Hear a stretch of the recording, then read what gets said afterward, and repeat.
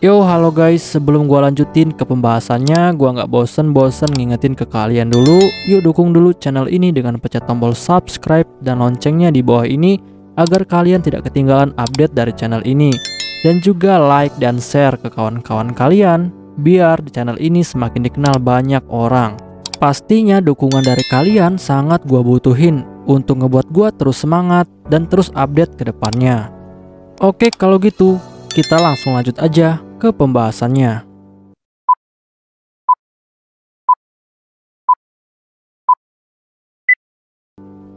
Yo, halo guys, kali ini gue bakal ngebahas light novel Isekai wa Smartphone Totomoni volume kelima chapter ketiga.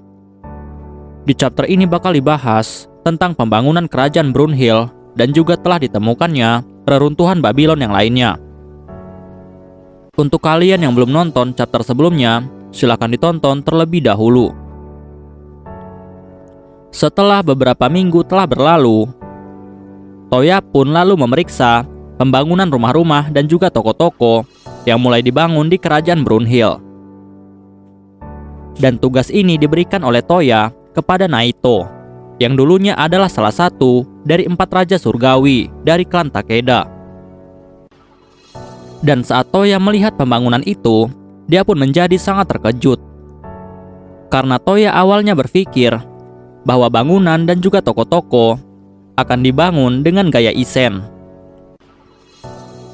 Tetapi Naito lalu menjelaskan kepada Toya bahwa jika mereka membangunnya menggunakan gaya Isen, maka hal ini tidak akan bisa diterima dengan mudah oleh orang-orang dari negara lain karena budayanya berbeda.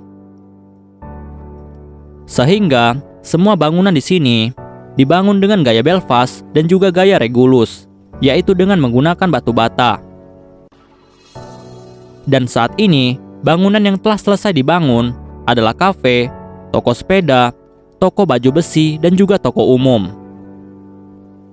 Dan saat Toya dan juga Naito sedang membahas tentang pembangunan, tiba-tiba ada seorang bawahan dari Naito langsung menemui Toya. Dan dia bilang kepada Toya bahwa ada seseorang pedagang yang mengaku kenalan dari Toya. Dan orang itu saat ini sedang berada di pos pemeriksaan. Toya yang mendengar itu, dia pun langsung bertanya, siapakah nama pedagang itu? Dan orang itu pun lalu menjawab bahwa nama pedagang itu adalah Zanak, dan dia adalah pedagang pakaian. Toya yang mendengar itu, dia pun langsung pergi untuk menemui Zanak di pos pemeriksaan. Dan setelah Toya sampai di sana, Toya pun lalu melihat bahwa Zanak sudah menunggunya di atas kereta kuda. Lalu Toya dan Zanak langsung menyapa satu sama lain. Dan setelah itu, Toya pun langsung bertanya kepada Zanak, ada perlu apa Zanak datang ke negaranya? Dan Zanak pun lalu bilang kepada Toya bahwa tujuannya datang ke negara Brunhild adalah karena dia ingin membuat kerjasama di bidang perdagangan dengan negara Brunhild. Dan dia juga ingin mendirikan cabang toko pakaiannya di negara Brunhild. Toya yang mendengar itu, dia pun menjadi sangat senang. Lalu setelah itu, Toya pun langsung mengajak Zanak untuk melihat-lihat lokasi mana yang akan cocok untuk didirikan toko pakaian Zanak. Dan Toya juga meminta Naito untuk membantu Zanak membangun tokonya. Dan saat Toya memikirkan tentang Zanak, tiba-tiba dia lalu mengingat tentang sebuah kota yang pertama kali dia kunjungi. Dan di kota itulah dia pertama kali bertemu dengan Zanak. Dan Zanak adalah orang pertama yang dia temui di dunia ini saat dia pertama kali dipindahkan ke dunia ini. Setelah itu, Toya juga mengingat tentang pemilik penginapan yang dulu dia kenal. Dan mereka itu adalah Mika dan juga ayahnya, yaitu Dolan. Dan saat Toya mengingat mereka berdua, dia pun lalu menyadari bahwa di negaranya belum ada penginapan. Dan penginapan itu sangat dibutuhkan agar para pengunjung dapat menginap di negaranya. Dan itu juga akan sangat memberikan keuntungan bagi negara Brunhild. Dan Toya pun lalu berpikir bahwa dia akan meminta Dolan dan juga Mika untuk membuka cabang penginapan Silvermoon. Dan setelah itu, Toya pun dengan cepat langsung menuju ke kota Reflet menggunakan gate miliknya. Dan setelah Toya sampai di sana, Toya pun langsung pergi mengunjungi penginapan Silvermoon untuk bertemu dengan Dolan dan juga Mika. Dan setelah Toya sampai di sana, Toya pun langsung bilang kepada Dolan bahwa dia meminta Dolan untuk membangun cabang penginapannya di negara Brunhild. Dan Dolan yang mendengar itu, dia pun menjadi sedikit agak ragu, karena membangun sebuah penginapan membutuhkan modal yang cukup banyak. Tetapi Toya langsung bilang kepada Dolan bahwa untuk pembangunannya, semua pembangunan itu dan biayanya akan ditanggung oleh negara Brunhild. Dan Toya juga langsung menawarkan kepada Mika untuk menjalankan penginapan itu dan menjadi seorang manajer di penginapan itu. Mika yang mendengar itu, dia pun menjadi sangat tertarik dan juga bersemangat. Tetapi Dolan lalu bilang kepada Toya bahwa jika Mika pergi ke sana, maka mereka akan sangat kesulitan untuk menjalankan penginapan Silvermoon di kota Reflet. Tetapi akhirnya, atas bujukan dari Toya dan juga paksaan dari Mika, akhirnya Dolan pun setuju untuk menjalankan cabang penginapan di kota Brunhild. Dan Dolan akan mengirimkan putrinya, yaitu Mika, untuk menjadi manajer di sana. Dan setelah itu, Toya pun langsung mengajak Mika untuk menuju ke negara Brunhild. Dan setelah mereka sampai di negara Brunhild, Toya pun langsung meminta Naito untuk memilihkan tempat yang bagus untuk dibangun sebuah penginapan. Dan Toya juga meminta Naito untuk membantu Mika membangun penginapan itu. Dan setelah semua urusan selesai, Lucia pun datang menemui Toya. Dan tujuan Lucia datang menemui Toya adalah karena dia ingin mengantarkan bekal makan siang untuk Toya. Karena Toya seharian ini belum pulang. Sehingga Lucia berpikir bahwa dia harus mengantarkan makanan untuk Toya. Dan Toya yang melihat itu, dia pun akhirnya menyadari jika dia telah sibuk dan lupa untuk makan siang. Lalu Toya dengan cepat langsung mengambil bekal itu dan mulai makan siang di bawah pohon, ditemani dengan Lucia. Dan Toya melihat jika menu makanan ini adalah makanan Jepang. Lalu Toya bertanya kepada Lucia, siapakah orang yang membuat makanan ini? Dan Lucia pun lalu menjawab, jika yang membuat makanan ini adalah dia sendiri. Karena dia tahu bahwa Toya suka makanan isen, maka dia meminta Tsubaki untuk mengajarinya. Dan Toya yang mendengar itu, dia pun langsung memuji Lucia. Dan Toya bilang bahwa makanan ini terasa sangat lezat. Lucia yang mendengar itu, dia pun menjadi sangat senang dan wajahnya mulai memerah. Dan setelah Toya selesai makan siang, Toya pun akhirnya memutuskan untuk segera pulang ke kastilnya bersama dengan Lucia. Dan selama perjalanan itu, Lucia pun terus melihat ke arah Toya dengan malu-malu. Dan di sini, Lucia sebenarnya ingin memegang tangan Toya, tetapi dia ragu-ragu. Tetapi ternyata Toya menyadari tentang hal ini. Dan Toya pun dengan cepat langsung memegang tangan Lucia. Dan itu membuat Lucia menjadi sangat bahagia. Keesokan harinya, Tsubaki pun datang menemui Toya. Dan Tsubaki datang menemui Toya adalah untuk memberikan sebuah informasi kepada Toya. Dan perlu diketahui, tugas Tsubaki di kerajaan Brunhild adalah sebagai pasukan intel kerajaan untuk mengumpulkan banyak informasi. Setelah itu, Tsubaki pun bilang kepada Toya bahwa dia telah mendapatkan sebuah informasi tentang keberadaan dari reruntuhan Babylon yang lainnya.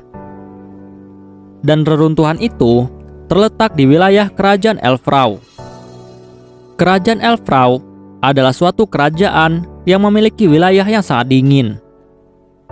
Dan reruntuhan itu telah tertutup oleh timbunan es dan terletak di dalam gua. Toya yang mendengar itu, dia pun menjadi sangat kagum kepada Tsubaki. Karena ternyata seorang ninja memiliki kemampuan yang sangat hebat dalam mengumpulkan informasi. Setelah itu, Toya pun langsung memerintahkan Rosetta dan juga Cheska untuk menyiapkan Babylon mereka untuk digunakan sebagai transportasi. Karena mereka akan segera menuju ke reruntuhan Babylon yang telah ditemukan. Dan Toya juga langsung memberitahu Lin. Dan Toya bilang kepada Lin bahwa reruntuhan Babylon yang lainnya telah ditemukan. Dan hal ini membuat Lin menjadi sangat senang. Dan Toya juga lalu memberitahu semua orang untuk segera bersiap-siap, karena mereka akan segera pergi ke tempat yang sangat dingin. Dan Toya juga mengajak Kohaku untuk ikut bersama dengan mereka. Tetapi sayangnya, Kokuyo dan juga Sango, mereka memutuskan untuk tidak ikut, karena mereka sangat lemah terhadap suhu dingin. Sehingga Kokuyo dan juga Sango diperintahkan oleh Toya untuk menjaga kastil. Dan setelah semuanya siap, mereka pun langsung pergi menuju kerajaan Elfrau. Dan saat mereka sampai di titik lokasi keberadaan dari runtuhan Babylon yang lainnya, Toya dan juga yang lainnya pun langsung memulai pencarian. Dan Toya tidak menyangka bahwa di tempat ini ternyata suhunya sangatlah dingin. Bahkan atribut penghangat dari mantelnya tidak berguna sama sekali melawan suhu dingin ini. Dan dia saat ini merasa sangat kedinginan. Tetapi Toya melihat jika semua teman-temannya terlihat biasa-biasa saja dan mereka tidak kedinginan. Dan Toya pun lalu bertanya kenapa mereka semua tidak kedinginan. Lalu Lin dengan tenang langsung memberitahu Toya bahwa dia sudah menggunakan sihir kehangatan untuk semua orang kecuali Toya. Dan Toya yang mendengar itu, dia pun menjadi sangat kesal. Tetapi Lin lalu bilang kepada Toya bahwa sebelumnya Toya terlalu sombong dan meremehkan suhu dingin, sehingga Lin sengaja tidak memberikan sihir kehangatan kepada Toya. Toya yang mendengar itu, dia pun langsung meminta maaf kepada Lin karena dia terlalu meremehkan suhu dingin. Dan Toya pun lalu meminta Lin untuk menggunakan sihir kehangatan kepada dirinya seperti yang lainnya. Dan Lin pun langsung menggunakan sihir kehangatan kepada Toya. Dan itu membuat Toya menjadi lebih hangat. Dan setelah itu, perjalanan pun terus berlanjut. Dan tidak lama setelah mereka menjelajahi wilayah itu, Toya pun lalu menemukan ada sebuah gua yang sangat besar. Tetapi gua itu tertutup dengan es. Dan Toya beranggapan bahwa kemungkinan Babylon yang lainnya ada di dalam gua itu. Lalu setelah itu, Toya dan juga yang lainnya pun langsung berjalan menuju ke gua itu. Dan setelah mereka sampai di sana, Toya pun langsung meminta Lin untuk mencairkan es yang menutupi pintu masuk ke dalam gua itu. Lalu Lin langsung memberitahu Toya bahwa es yang menutupi pintu masuk gua itu bukanlah es biasa. Dan es itu adalah es sihir yang bisa menyerap sihir. Dan Toya yang mendengar itu, dia pun menjadi sangat bingung. Karena tidak ada cara lain untuk masuk ke dalam gua selain mencairkan es ini. Dan saat Toya masih kebingungan, tiba-tiba Yumina bilang kepada Toya bahwa jika saja mereka bisa membuat terowongan, maka mereka pasti akan mudah untuk melewatinya. Dan Toya yang mendengar itu, dia pun akhirnya mendapatkan sebuah ide untuk menggali terowongan agar mereka bisa masuk ke dalam gua. Dan ternyata ide ini berhasil, dan mereka semua pun langsung masuk ke dalam gua. Dan setelah mereka semua masuk, ternyata di sana Toya lalu menemukan sebuah artefak yang bentuknya seperti kaleng minuman, tetapi ukurannya lumayan besar. dan ukuran artefak ini sekitar 7 meter. Tetapi saat Toya memeriksanya, Toya tidak menemukan adanya pintu masuk ataupun sebuah tombol. Tetapi di sini Toya pun lalu mengingat bahwa botol kaleng minuman lubangnya ada di atas.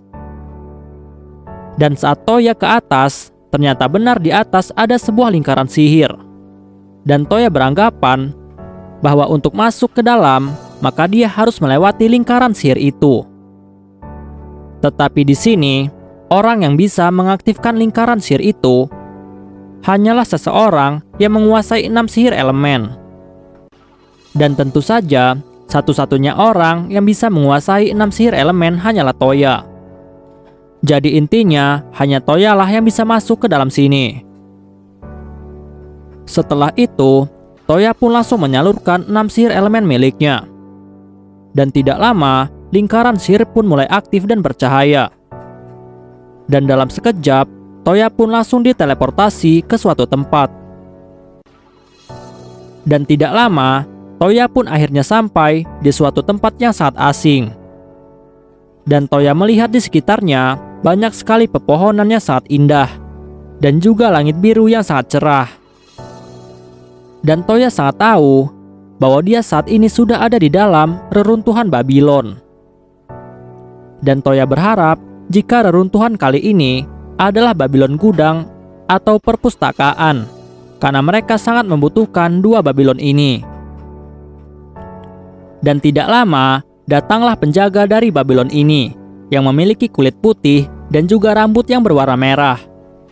Dan menurut Toya, wanita ini sangat mirip dengan Rosetta dan juga Ceska. Dan Toya sangat yakin pasti orang ini adalah penjaga dari Babylon ini. Lalu setelah itu, wanita itu pun langsung mengenalkan dirinya kepada Toya.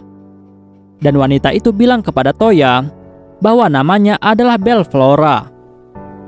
Dan dia adalah penjaga dari Babylon Lab Kimia.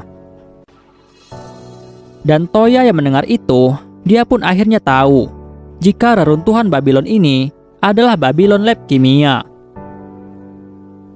Dan setelah itu, Bellflora pun langsung bilang kepada Toya bahwa untuk dapat masuk ke dalam Babylon ini, maka Toya harus menunjukkan terlebih dahulu jika dia adalah orang yang layak. Dan Toya pun langsung menjawab bahwa dia sudah tahu tentang hal ini, karena dia juga sudah diakui oleh 2 penjaga Babylon yang lainnya, dari Babylon Bengkel dan juga Babylon Taman. Dan Bellflora yang mendengar itu, dia pun akhirnya tahu jika Toya sudah diakui oleh Rosetta dan juga Ceska. Dan Bell yang mengetahui itu, dia pun menjadi sangat senang, karena sudah lama sekali dia tidak bertemu dengan Ceska dan juga Rosetta. Dan seperti biasanya di setiap Babylon, para penjaga Babylon pasti akan memberikan suatu ujian kepada Toya. Dan Toya saat ini sudah sangat siap dengan hal ini. Dan Toya juga sangat yakin pasti ujian yang akan dilakukan adalah ujian yang sangat konyol dan juga mesum. Dan benar saja, Bell pun langsung mengambil tangan Toya dan meletakkan tangannya itu ke opai miliknya. Dan Toya yang melihat itu, dia pun menjadi sangat gugup dan malahan tidak sengaja meremasnya. Tapi untungnya Toya di sini masih tetap bisa tenang, karena Toya tahu bahwa ini hanyalah ujian. Dan tidak lama, Bell pun lalu bilang kepada Toya bahwa Toya sudah lulus ujian, karena Toya berhasil menahan nafsunya. Dan jika saja Toya gagal, maka dia pasti akan langsung menendang Toya untuk keluar dari Babylonnya. Dan Toya yang mendengar itu, dia sebenarnya sangat kesal, tapi Toya menahan amarahnya. Lalu setelah itu, Bell pun langsung menarik wajah Toya lalu menciumnya. Dan ini adalah sebagai tanda bahwa Toya telah diberikan hak kepemilikan atas Babylon Lab Kimia. Dan tentu saja Toya sempat syok karena Bell tiba-tiba langsung menciumnya. Walaupun padahal Toya tahu jika hal ini pasti akan terjadi. Dan setelah itu, Bell pun lalu bilang kepada Toya bahwa dengan ini maka Toya telah secara resmi diakui sebagai pemilik dari Babylon Lab Kimia. Lalu setelah itu, Bell pun langsung menjelaskan kepada Toya tentang Babylon Lab Kimia yang dia jaga. Dan Bell pun langsung bilang kepada Toya bahwa Babylon Lab Kimia digunakan untuk menyatukan beberapa bahan atau material menjadi material yang baru menggunakan sihir alkemi. Dan lab ini mampu mengolah semua bahan dan juga material apapun, termasuk makanan dan juga obat-obatan. Dan Toya yang mendengar itu, dia pun menjadi sangat kagum. Dan Toya lalu bertanya kepada Bell, apa yang bisa dibuat menggunakan Babylon Lab Kimia. Dan Bell pun lalu menjelaskan kepada Toya bahwa Babylon Lab Kimia dapat membuat ramuan penyembuhan tingkat tinggi, material kelas atas, dan juga membuat bibit tanaman yang dapat menghasilkan buah yang sangat banyak manfaatnya. Bahkan buah yang dihasilkan dari tumbuhan itu memiliki khasiat yang besar bagi tubuh. Dan dengan lab kimia ini, dia bisa melakukan modifikasi genetika kepada makhluk hidup. Dan Toya yang mendengar itu, dia pun menjadi sangat yakin jika Babylon Lab Kimia akan sangat berguna untuk pertanian negara Brownhill. Dan Toya lalu bertanya kepada Bell, apakah Babylon Lab Kimia bisa menyilangkan dua jenis tumbuhan seperti apel dan juga jeruk. Lalu Bell dengan tegas menjawab bahwa semua itu sangat mudah dilakukan. Bahkan dia bisa membuat apel memiliki rasa jeruk dan juga sebaliknya. Bahkan dia juga bisa membuat satu buah memiliki dua rasa buah sekaligus. Setelah itu, Toya pun langsung membawa Lin dan juga teman-temannya untuk melihat Babylon Lab Kimia. Tetapi, saat Lin melihat Babylon ini, dia pun menjadi sangat kecewa. Dan dia bertanya kepada Toya, apakah Babylon Lab Kimia sangat berguna untuk mereka. Dan Bell yang mendengar itu, dia pun menjadi sangat kesal. Dan dia langsung melihat ke arah Lin dengan tatapan yang sangat menghina. Sedangkan teman-teman Toya yang lainnya, mereka pun lalu bertanya kepada Flora, apakah dia adalah orang yang menjaga Babylon Lab Kimia. Dan Flora pun langsung mengenalkan dirinya kepada mereka semua, bahwa namanya adalah Bell Flora. Tetapi setelah itu, timbullah masalah yang tidak terlalu penting. Dan masalah ini adalah masalah tentang ukuran opai dari Flora. Karena menurut Lucia dan juga Yumina, Flora memiliki opai yang ukurannya besar sekali, dan itu membuat mereka sangat kecewa. Bahkan Lucia langsung bertanya kepada Toya, apakah Toya menyukai opai yang besar. Tetapi sebelum Toya menjawabnya, malahan masalah ini menjadi lebih besar. Karena Flora mengatakan kepada semua orang jika Toya sudah menjilat opainya. Dan hal ini membuat semua orang langsung melihat ke arah Toya dengan tatapan penuh amarah. Sedangkan Toya yang melihat itu, dia pun menjadi sangat panik. Tetapi tetap saja, Toya dimarahi habis-habisan oleh mereka. Dan setelah itu, akhirnya Babylon Lab Kimia disatukan dengan Babylon Bengkel dan juga Babylon Taman. Dan dengan ini, Bell Flora pun akhirnya telah secara resmi menjadi bagian dari penjaga Babylon milik Toya, bersama dengan Rosetta dan juga Ceska. Dan setelah itu, Toya pun akhirnya memutuskan untuk segera pulang ke negara Brownhill. Dan setelah Toya dan juga yang lainnya sampai di negara Brownhill, ternyata di sana Toya telah ditunggu oleh dua orang tamu besar. Dan mereka berdua ini adalah Raja dari Belfast dan juga Raja dari Refresh Imperium. Dan Toya lalu bertanya kepada mereka berdua, ada perlu apa mereka datang ke sini? Dan mereka pun lalu menjawab bahwa mereka datang ke sini hanya ingin bermain mahjong dan juga ingin membagikan sedikit informasi untuk Toya. Dan Raja Belfast lalu memberitahu Toya suatu informasi. Dan Raja Belfast bilang kepada Toya bahwa ada suatu kerajaan yang bernama Kerajaan Ramis Theocracy. Dan kerajaan ini adalah kerajaan yang sangat taat kepada Dewa Lars atau Dewa Cahaya. Dan kerajaan mereka disebut sebagai kerajaan suci. Dan di kerajaan Ramis saat ini ada sebuah rumor yang sangat mengerikan. Dan rumor itu mengatakan bahwa telah munculnya vampir yang suka menculik banyak orang. Dan setiap orang yang menjadi korbannya, mereka semua ditemukan dengan kulit yang sudah mengering karena kehabisan darah. Toya yang mendengar itu, dia pun akhirnya mengerti. Dan Toya juga penasaran siapakah orang yang disebut dengan Dewa Lars. Karena saat dia dipanggil oleh dewa, dia tidak pernah bertemu dengan dewa yang bernama Lars. Dan Toya sangat penasaran apakah dewa yang dia kenal tahu tentang Dewa Lars. Setelah itu, Toya pun lalu bertanya kepada Raja Belfast, siapakah Dewa Lars? Dan Raja pun langsung memberitahu Toya bahwa 100 tahun yang lalu, kerajaan itu dikuasai oleh iblis dan juga roh jahat. Tapi kemudian datanglah seorang pahlawan yang bernama Lars. Dan katanya Lars itu turun dari surga. Dan Lars berhasil melenyapkan semua iblis dan juga roh jahat yang ada di kerajaan itu. Dan sejak saat itu, semua orang yang ada di negara itu langsung menyembah Lars sebagai dewa.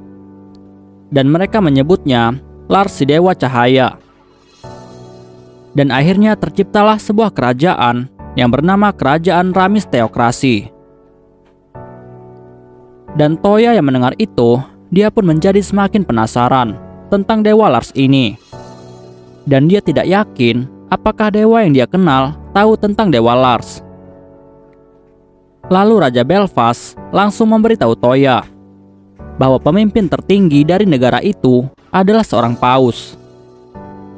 Dan di bawah paus ada beberapa uskup yang bekerja untuknya. Dan jika paus sebelumnya meninggal, maka paus selanjutnya akan dipilih dari para uskup yang masih hidup. Dan pemimpin dari kerajaan Ramis saat ini adalah Paus Elias Altra. Dan Toya yang mendengar itu, dia pun menjadi semakin penasaran dengan kerajaan Ramis, Dewa Cahaya Lars, dan juga vampir yang menyerang manusia. Oke guys, pembahasan kita di chapter kali ini selesai sampai di sini dulu, dan kita bakal lanjut lagi di chapter selanjutnya.